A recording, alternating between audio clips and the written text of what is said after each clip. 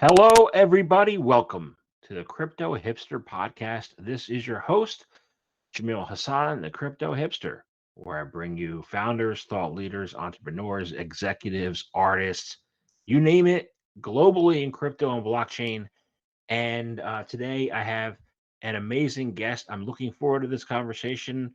And his name is Gregory Jones. He is the CEO of Jones Global Holdings. Gregory, welcome. Thank you. It's a pleasure to be here. I'm looking forward to this. So to kick things off, I'll ask you the same question I ask everybody, and I'm always get amazing answers. Believe me. It's this. It's simple. It's what is your background, and is it a logical background for what you're doing now? That's a really good question. And I think that my background, I'd never really kind of thought about crypto naturally when I was being developed, so to speak. I've got an extensive electronics background. My dad, who was a retired electronics teacher legend, I grew up under his wing. So at 5 years old, I was literally building radios and troubleshooting them when they didn't work in my dad's shop at 5. At 11, I began designing electronic circuits. So my dad would let me order preamps and whatnot out of the electronic surplus magazines and, let me tinker around. And it got to the point that I got pretty proficient in audio circuit design at around 11 years old.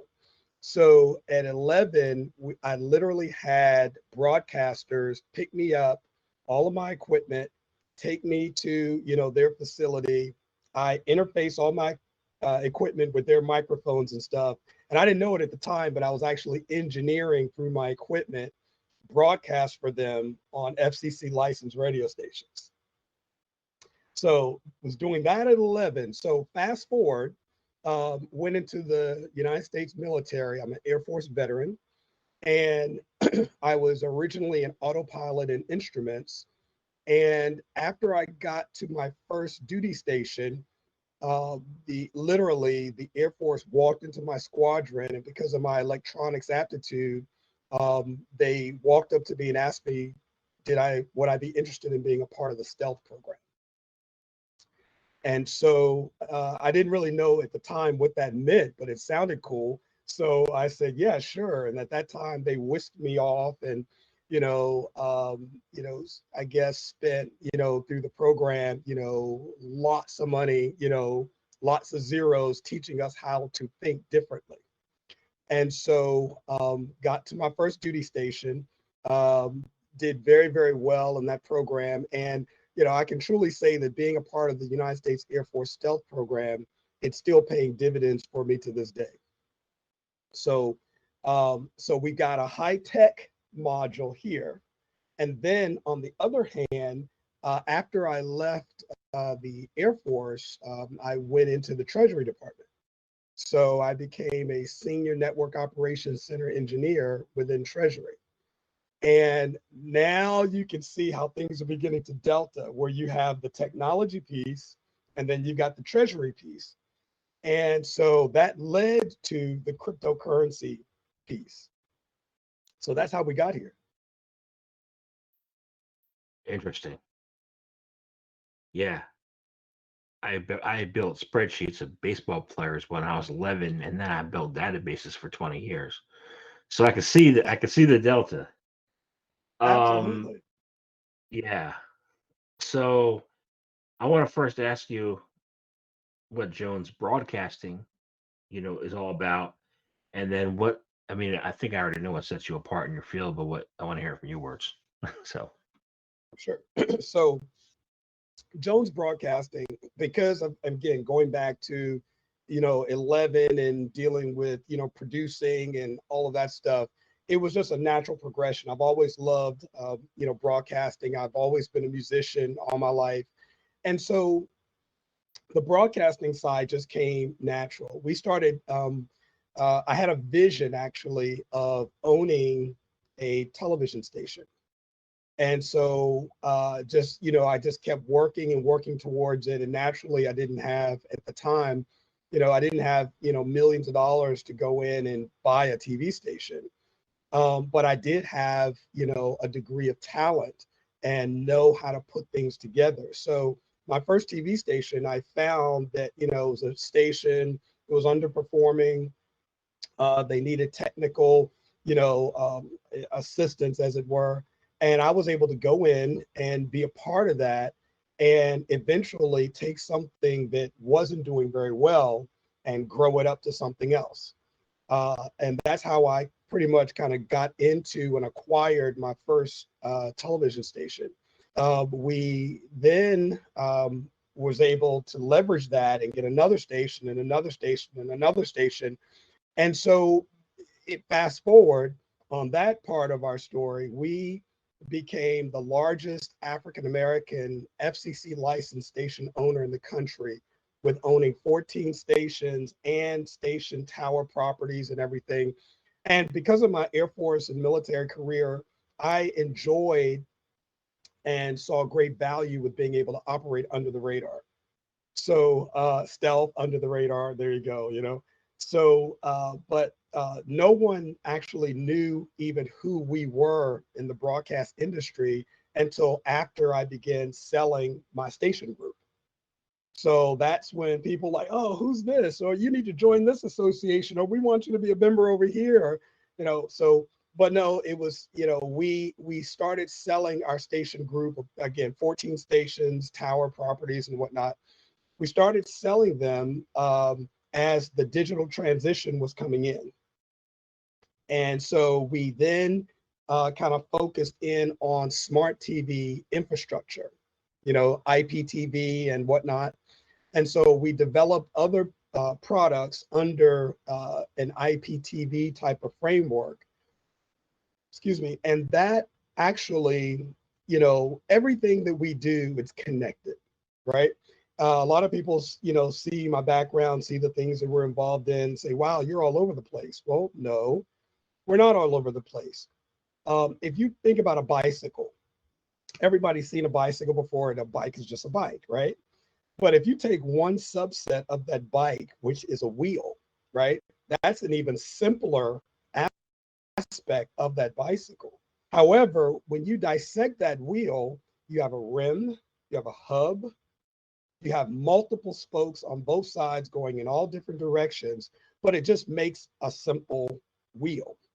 And that's kind of how we approach things. So we're involved in broadcasting, we're involved in cryptocurrency, we're involved in media creation, and all of these things kind of work together because, say, for instance, once we moved into the cryptocurrency space, cryptocurrency can be used as a medium to pay for stuff. So if we create a television platform that can be delivered over IP, why not allow that to be paid for with cryptocurrency?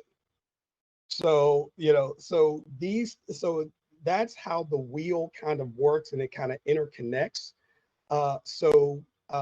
It's not a matter of being bifurcated, but it's a matter of integrating, which is what they taught us in stealth, it's a discipline called integration.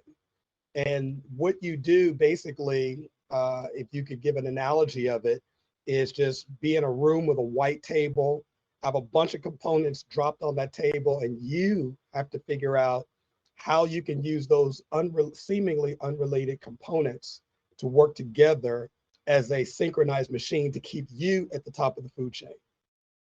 And that's how we approach everything we do. I have a series of follow-ups from there, but I'm going to go down to the next question that I could ask you, and then I'll fit the follow-ups in later because, yeah.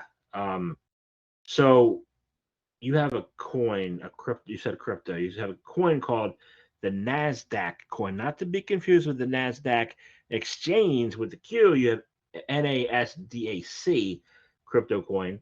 What's that all about, including your target users and use cases? Okay.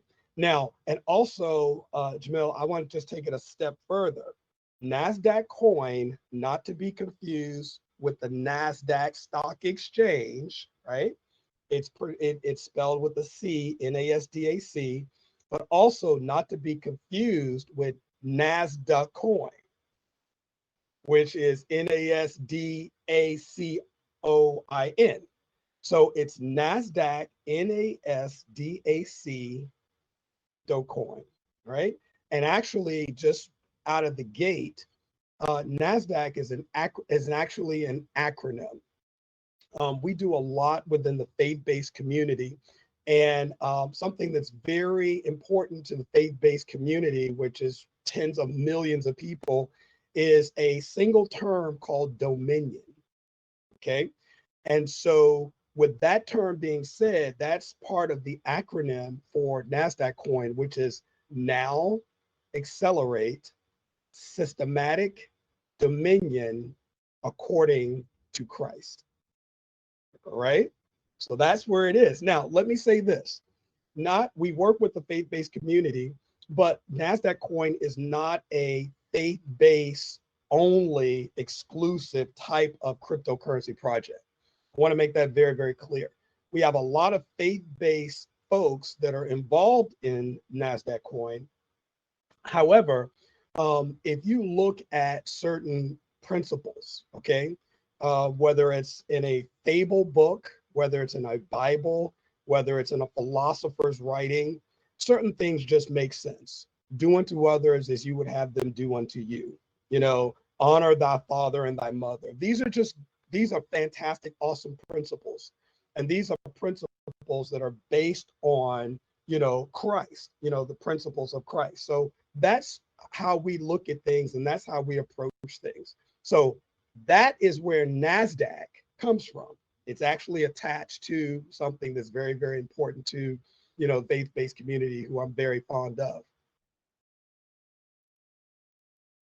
Now that's interesting. It's really interesting, because my follow-up question is going to be even more interesting. But to launch this NASDAQ coin, you used a technique called zero marketing, right? So what's zero marketing all about? And how does that differ? How did take your approach to be different than what you see at how a lot of cryptocurrencies get launched?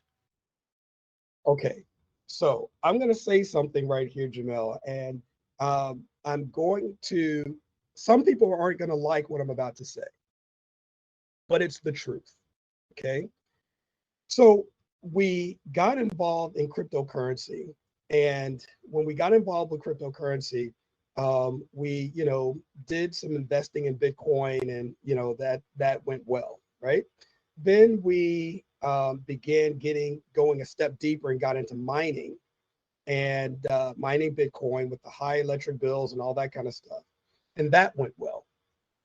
So then, of course, stealth methodology, this top coin here, that's Bitcoin, what is this really all about? Let's dissect this and really get into it from a granular standpoint.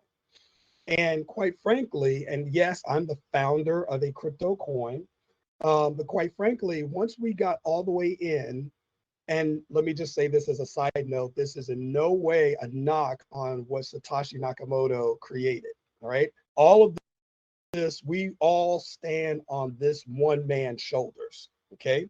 So if it wasn't for him, we wouldn't be here doing what we're doing.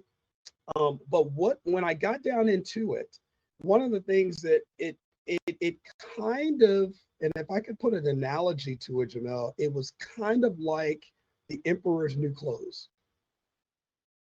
That's really the closest analogy, and that coming from a crypto coin founder, that sounds kind of strange that I would say that the cryptocurrency space at that moment, just really appeared to be the emperor's new clothes. And everybody knows that story.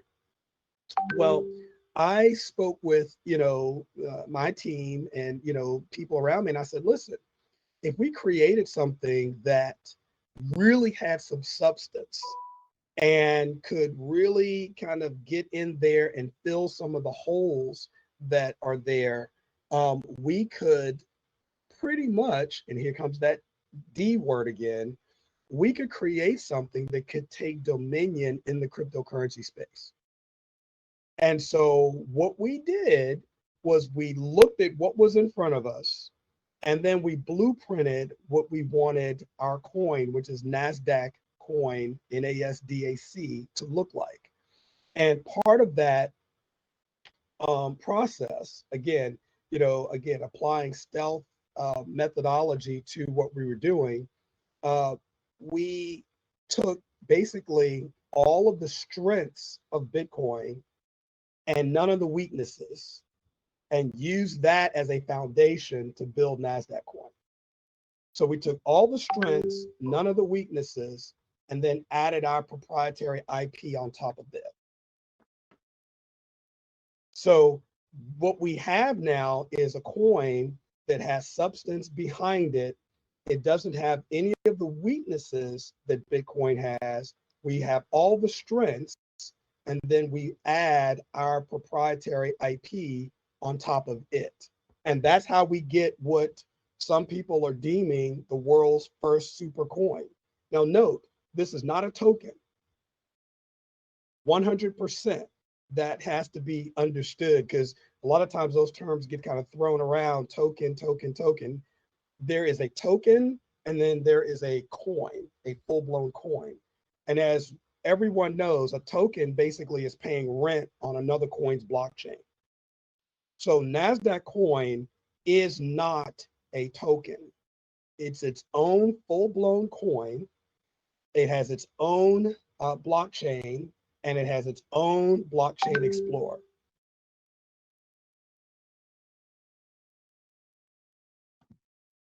All right. So Now, and let me just interject the zero marketing part, and let me just wrap on that. After we created the coin, we decided that we were going to release it to the public, and we weren't going to do a lot of marketing. We're not going to do a lot of advertising. We're just going to just put it out there, talk about what it is, never go into a sales pitch. Okay, that was one thing that we established at the very beginning, and we still hold to that now. We have never gone into a sales pitch, never will.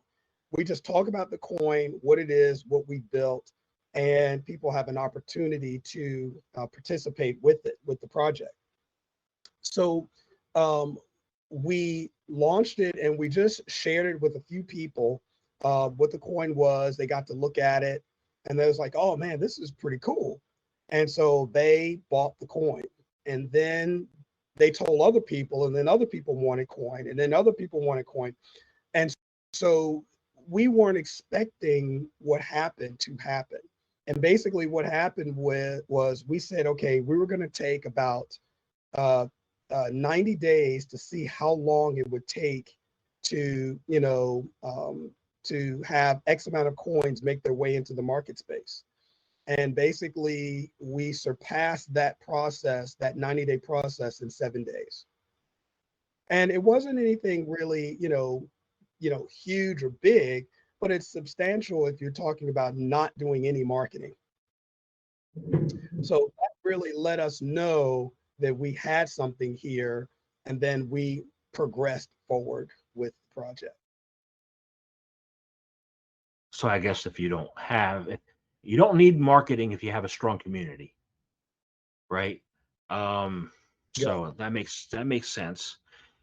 I want to get clarity on what you actually took from Bitcoin. Did you take Taproot and the Lightning Network? What exactly did you take from the Bitcoin blockchain and leave behind? And then I'll get into it being a coin.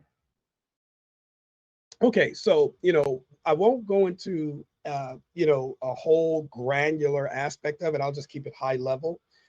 But basically, one of the things that we saw was a problem with Bitcoin. At least it wasn't a problem in 2009, but today it is a problem as technology moves forward, and that is the amount of time that it takes for the coin to have consensus on the blockchain. So basically, in a nutshell, as you know, and for those that may not really realize it, if you did a purchase with Bitcoin, you went to the store to buy a loaf of bread, and you use your Bitcoin, it could take 45 minutes to an hour for that transaction to confirm on the blockchain, and you'd have to stand there for that amount of time until it confirms, and then you can leave the store with your loaf of bread. So that's kind of impractical. And we saw that is, first of all, the first reason why retailers couldn't really, aside from the volatility, but retailers couldn't really engage in accepting Bitcoin. So what we did was we said, okay, the first thing we're going to do, Bitcoin has its block time, in 45 minutes or so, 45 minutes to an hour. We created our blockchain so that we mint a new block every 60 seconds. So that's the first thing where we talk about extracting the strengths. The Bitcoin core, the core is the strength, but then how it's executed is what we really focused on. So our block time, we mint a new block every 60 seconds. That's the first thing. Another thing is proof. Bitcoin is on proof of work. So we built our coin on proof of stake. And everyone understands the advantages of proof of stake versus proof of work. But one of the things that a lot of people don't talk about is the security vulnerability that Bitcoin has with the 51% attack. So with moving to the proof of stake algorithm versus proof of work, we have many benefits. We have benefits on the mining or the staking side of things where people can earn more coin without having to purchase more coin. But then we also avoid the vulnerability of the 51% attack that Bitcoin has. Okay. Then you mentioned coin. All right. So, you know, um, so basically means that your blockchain is like Verge, Syscoin, other coins that are purely coins, um, and only for payments. Then, right? That light sport? You're only using this for payments, right?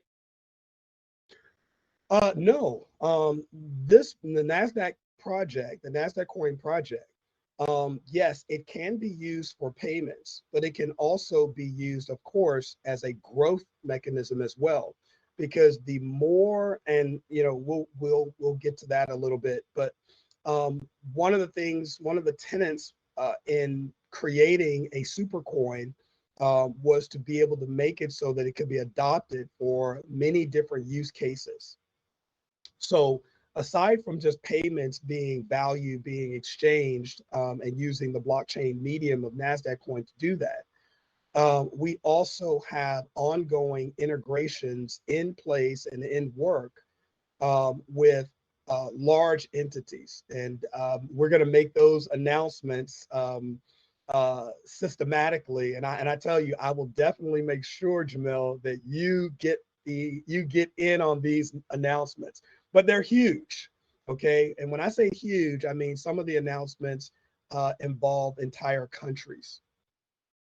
And this is not vaporware. This is not hyperbole. This is what's in motion as we speak. So being able to integrate in those types of fashions with nations and with industry specific, and it creates the mechanism where it's not just a payments or payment type of coin, but people can buy it and hold it. And the more adoption in industry and in geo political or I should say, countries that it gets adopted, of course, the value of that coin increases simultaneously. So it can work well. It has the potential, I should say, to work well as a speculative vehicle as well as a payments vehicle. Yeah, that's what I thought.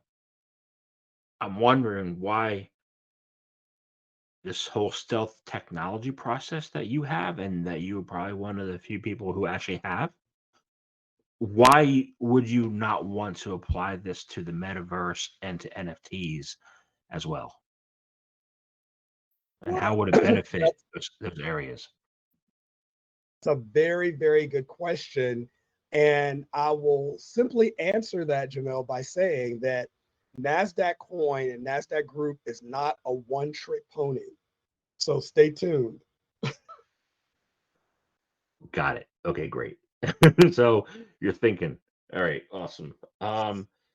You have so I wanted to, talk about the listing and the fact that you are not listed on an exchange, right? And We in are, crypto, we are which one? L Bank. Okay. When Yes, I when we I are when listed. I go ahead. No, you go ahead. So when I went to CoinGecko, I found that Nasdaq coin thing you talked about earlier. I didn't see your coin, and I'm wondering, since this is a decentralized crypto economy where transparency matters, if I go to CoinGecko or somewhere else, why I'm not seeing you, and what the plans are to be able to see it, to have that transparency. Yeah, so okay, so first of all, we are listed on the public exchange LBank. That's lbank.info. And our ticker symbol on LBank is NDCC. Okay, so that's where that is. And as you know, once you are on, well, until you're on a major exchange that's listed on Coinbase or CoinMarketCap or CoinGecko, it's a prerequisite that your coin can't be listed on there unless you are already listed on an exchange. It's kind of like a apple cart, and which comes first, the chicken or the egg kind of thing. So yeah, so we will be listed, of course, on CoinMarketCap, and hopefully that'll be showing up in the next few weeks. But yeah, it is a process. I wish it were as easy as once you get a coin, you can just call them up and say, hey, put us on. But no, they make you go through a couple of hoops, which is, understandable. Great, awesome. So you have, and I'm going to talk about your blockchain. All right, you have four main pillars, right? Um, how are they? Like, I'll let you explain them. How are they? What are they?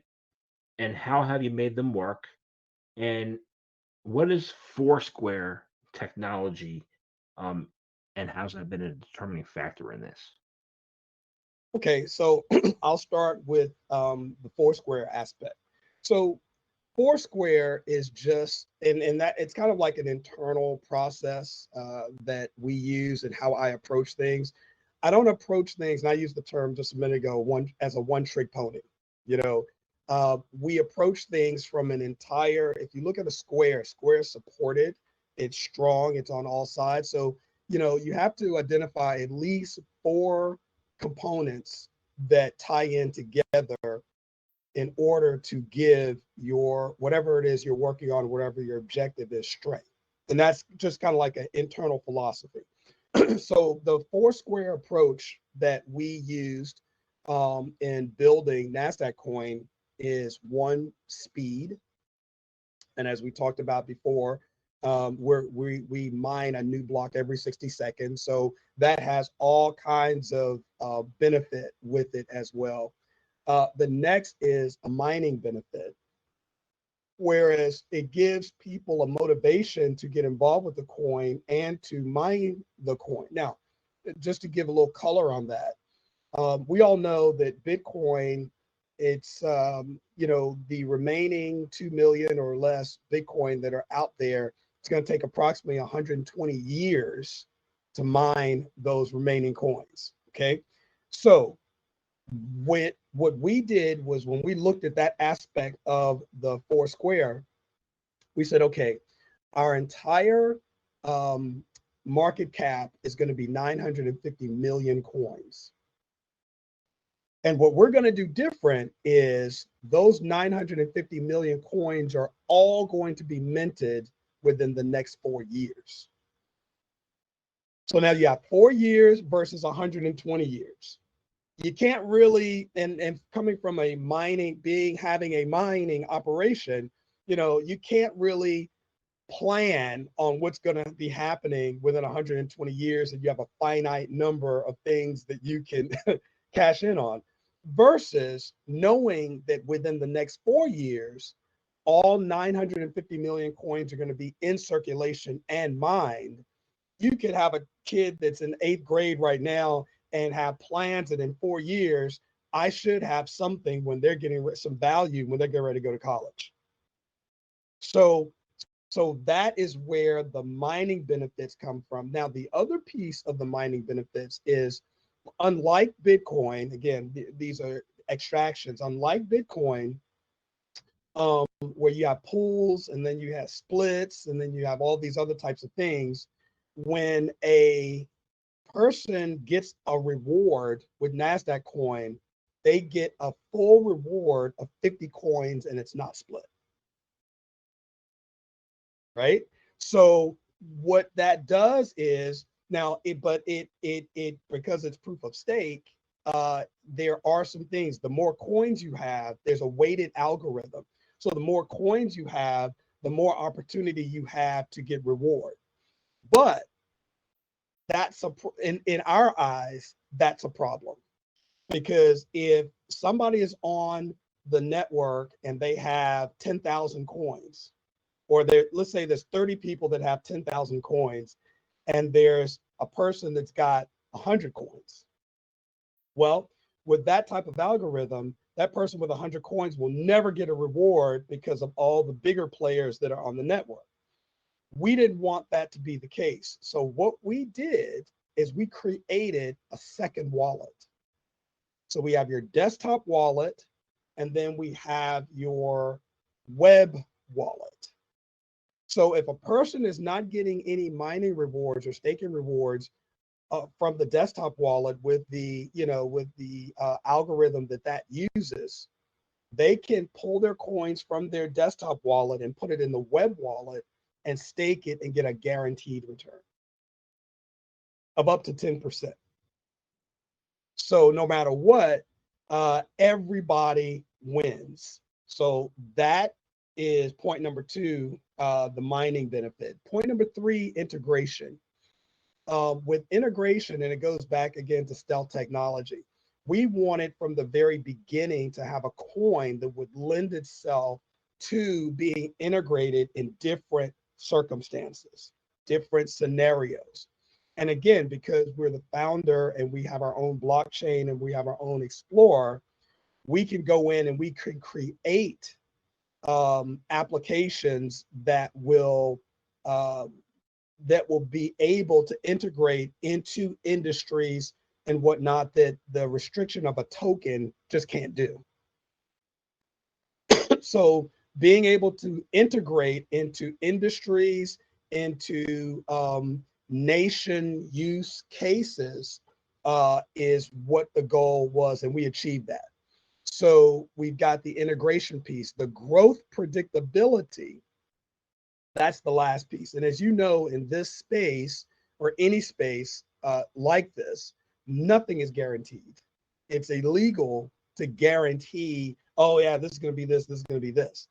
But it can mathematically be predicted that if you have a coin and you can integrate that coin easily in customized ways with the needs of a nation, with needs of an industry, with needs of a community, that integration coupled with the mining benefits, the more integration you have, the more growth predictability that, hey, this is going to probably do something. And that's where point number 4, which is the growth predictability, comes. The growth predictability comes as a sum of its parts of 1, 2, and 3. I've followed you 100% so far. And you said integration and you said the word nation like 5 times, right? So along with nation comes the importance of security. And you said that your blockchain, could be, or it maybe is, more secure than Bitcoin. And you also said that you can't predict the market. So this year we've seen a depegging of algorithmic stable coins. We've seen a blockchain go down many, many, many times. I won't name the two, but you have an idea. So how is that security role important in tackling the security issues, and how does your stealth technology background play into that security? So, needless to say, I have to stay on a very high level of this because, we don't want to get granular to the point that, okay, well, this is how we unplug it. But just suffice to say that as we went into the development of this, security is the utmost importance. And so, we have taken the measure. First of all, the security of blockchain in and of itself, that needs no rehearsal. So, and Bitcoin, the only real security problem with Bitcoin and being proof of work is the 51% attack. So, along with the other security layers that we have, the whale in the room, the security whale in the room is in fact the 51% attack vulnerability. So by us being able to wipe that off of the surface with our proof of stake integration, that's a big part, full stop. Because we knew that going into this, we knew that we wanted to, and like you pointed out, I've said nations several times. I can't make. I promise I'll give you scoops. I'll give you scoops on what we're going to announce before we announce it. But it was a goal from the very beginning that the coin be attractive, that the components built into the coin, the technology, the process, the integration be attractive to nations. Period. Full stop. That's not a secret. We were able to accomplish that. And as time moves forward here, we will start systematically making very, very significant announcements. But this was not something that we stumbled onto. It was something that we knew we had to design at the very beginning, and we did it. So again, if I could summarize to say the biggest security issue being the 51% attack, meaning Bitcoin cannot get away from it. And it's really something, Jamel, you probably already know this, but it's really something to consider with China's move to say, okay, we're not going to do crypto anymore. That move, and then the move of all of these miners and mining machines, ASIC machines, now being hosted in the US, you have more of a concentration of hashing power. So really the 51% attack theoretically is more of a issue now with the consolidation of hashing power than it was when things were globally spread out. I do a weekly news analysis on Fridays where I take the news from around the world and I summarize it. And one of the articles I summarized today was an opinion from out of Hong Kong and Singapore. It said to look out for China moving back into crypto, and when they do, that's when the next bull market will kick off. So I wanted to get your opinion on that since you mentioned China. So I haven't seen the article. I haven't read the article, but suffice to say, from a mathematical standpoint, if China or any other nation were to get back in, then it would naturally create a bull market just because of adoption, just because of movement, just because of more stirring of the water. So that would make sense. Yeah, I think it makes sense. Awesome. I want to thank you very much for your time. It's been an amazing conversation. I enjoyed speaking with you, and I really look forward to your updates. We're looking forward to and so how can me and my listeners, find out your updates as they occur? How can they find out more information about you? How can they find out more information about NASDAQ coin, any of that?